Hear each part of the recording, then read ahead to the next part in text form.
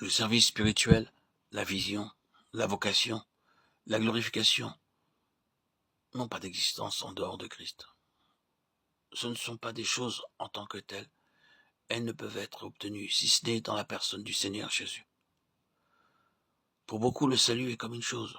Il est séparé et considéré comme quelque chose en lui-même, pour être donné tout seul pour le bien de ceux qui le reçoivent. La sanctification est entièrement considérée de la même façon.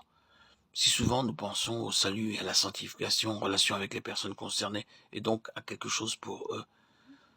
Mais c'est Christ lui-même qui est le salut. Il est la sanctification, et il est intérieurement comme cela. Il en est de même du service et de la vocation. Ils sont souvent examinés seulement à l'égard des personnes elles-mêmes.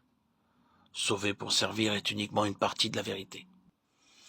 Et c'est une devise dangereuse, car le mobile si souvent en est le service lui-même, et pas le Seigneur. Vous pouvez être tellement poussé au service qu'il s'en trouve exclu.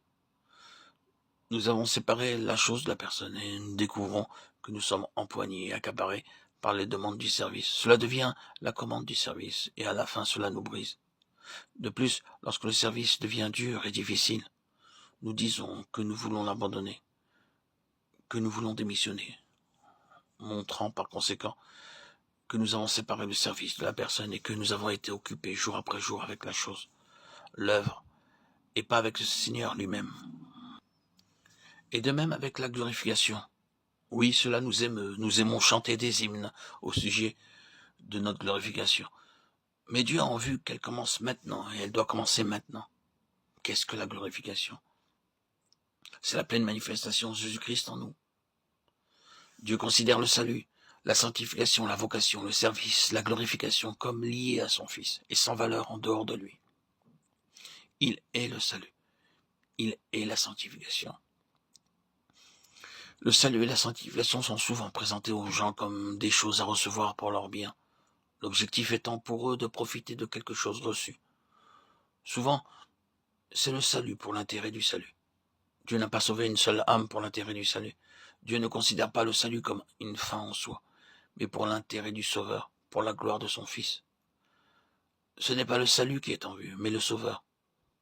Si les gens se réjouissent du salut simplement comme quelque chose reçu pour leur profit individuel, le plein but sera caché dès le premier pas.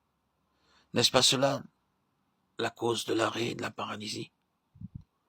L'ouvrier doit être amené en ne voyant aucune profondeur de résultat à son travail, au point où il s'écrie « Je ne peux rien faire ». De cette façon, il en arrive à saisir la véritable nature du salut, et que sauver une autre âme est absolument au-delà de sa portée, et que c'est l'œuvre de Dieu. Ainsi, il en arrive à voir le but de Dieu dans le salut, qui est la gloire de son Fils. Le salut n'est pas quelque chose, c'est la puissante entrée d'une personne. Celui qui a le Fils a la vie, 1 Jean 5,12, à tous ceux qui l'ont reçu, Jean 1,12. Cela est aussi vrai dans le domaine de la sanctification et du service.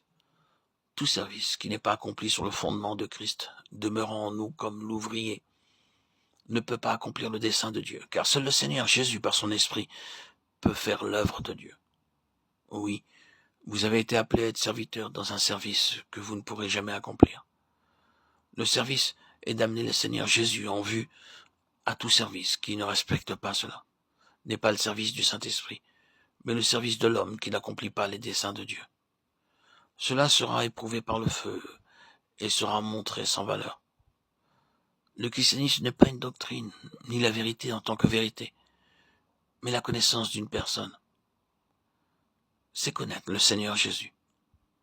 Vous ne pouvez pas faire des études dans le but d'être chrétien. Le christianisme est la connaissance intérieure d'une personne, le connaissant comme celui qui demeure en nous.